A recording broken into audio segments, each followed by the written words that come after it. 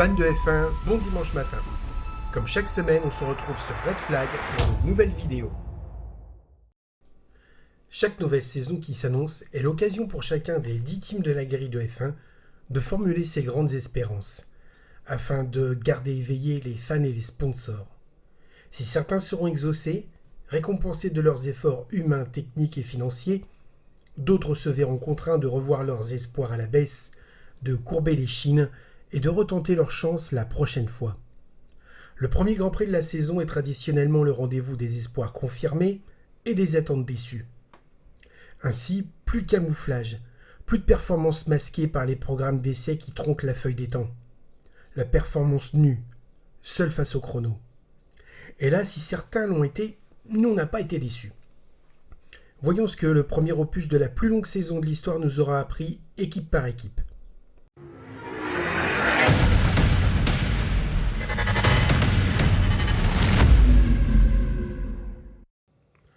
Red Bull. À quoi s'attendre d'autre après la démonstration d'Abu Dhabi en fin de saison dernière et la balade hollandaise sans révolution technique ni sportive? Peu ou prou à la même promenade dominicale pour le double champion du monde en titre. Il est, convenons-en, quelque peu trop tôt pour pronostiquer un grand chelem pour Maximax. Et cependant, Checo Desperado Pérez ne semble pas encore en mesure de contrer son équipier. Mais le sera-t-il un jour? Compte tenu de la différence d'âge, de statut, pour ne pas dire de talent, entre les deux taureaux rouges, je ne miserai pas ma maison sur le Mexicain. Aston Martin. Surprise. Vraiment? Depuis le temps que Lawrence Stroll l'a promise à Sébastien Vettel, cette voiture verte qui roule vite et vite longtemps.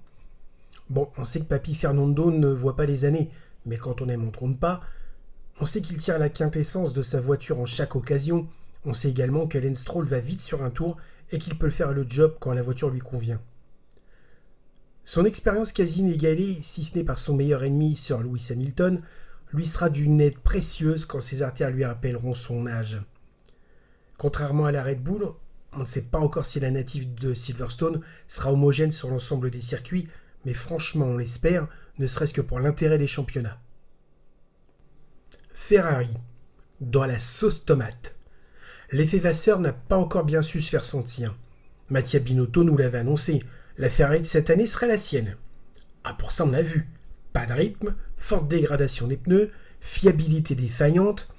Si on se base sur l'exercice précédent, ça sent pas fort bon du côté de Maranello.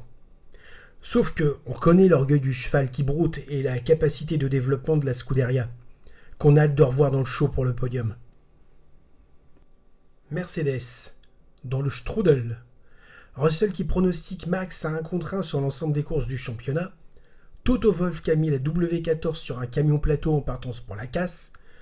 Et Lewis Hamilton en pleurs, les bras en croix dans une offrande à la Vierge Marie, prêt à faire le tour de Silverstone à genoux pour expier ses péchés. On est loin de l'époque avec Rosberg et Lauda, quand on se demandait qui ferait un et qui ferait deux.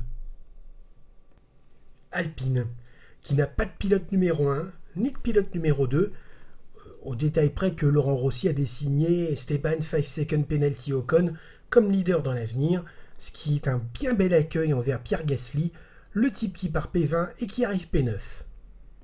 McLaren. Qu'il est loin le temps où Senna et Prost remportaient les courses les unes après les autres avec un tour d'avance sur la concurrence. Qu'il est loin le temps où Kimi Raikkonen se chamaillait avec Michael Schumacher pour titre et victoire.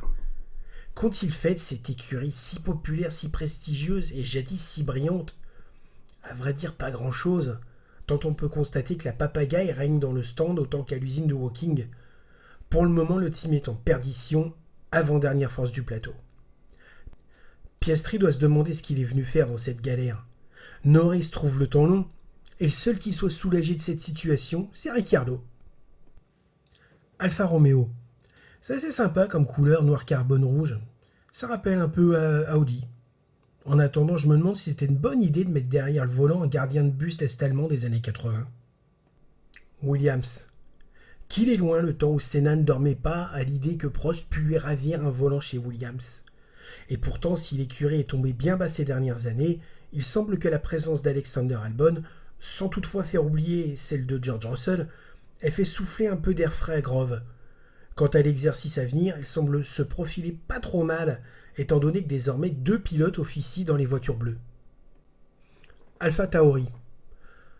Encore un peu tôt pour conclure sur Nyck de Vries ? Probablement. Certes, le départ de Pierre Gasly se fera sentir dans les semaines à venir, immanquablement. Mais Yuki Banzai Tsunoda devrait désormais avoir la maturité nécessaire pour assurer le leadership d'un Team B, sans quoi Helmut Marko pourrait brusquer les choses comme il sait si délicatement le faire. As.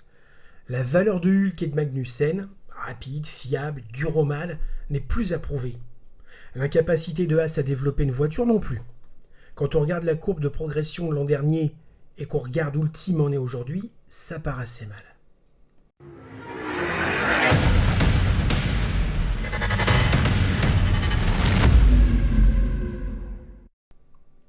Quels enseignements devons-nous tirer de la leçon qu'a donnée Red Bull à Bahreïn ?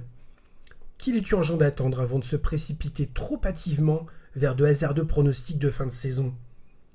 Que le circuit de Sakir, si intéressant soit-il, n'est pas forcément représentatif de toutes les conditions qu'auront affronté les monoplaces durant toute la saison, tant au niveau de l'abrasivité du revêtement que du tracé des courbes, ce qui peut changer le comportement d'une monoplace du tout au tout. Que les écuries n'en sont qu'au début de leur développement, que certaines ont des choses intéressantes dans les cartons, et que Red Bull va forcément se voir impacté à terme par son développement aérodynamique restreint. Enfin, qu'il nous faudra attendre Barcelone pour en savoir davantage sur les forces en présence. Alors à Jeddah, on doit s'attendre à quoi ? Une cote de 1 contre 1 pour Max, et puis les autres serrés, mais loin derrière, nonobstant une demi-douzaine de safety cars. Bon, quoique, Latifi n'est plus là, alors Bernd Melander devrait être relativement tranquille dimanche. En attendant dimanche, méditons sur une réflexion de Charles Baudelaire qui disait « Une saison de F1 n'est jamais strictement identique à la précédente ».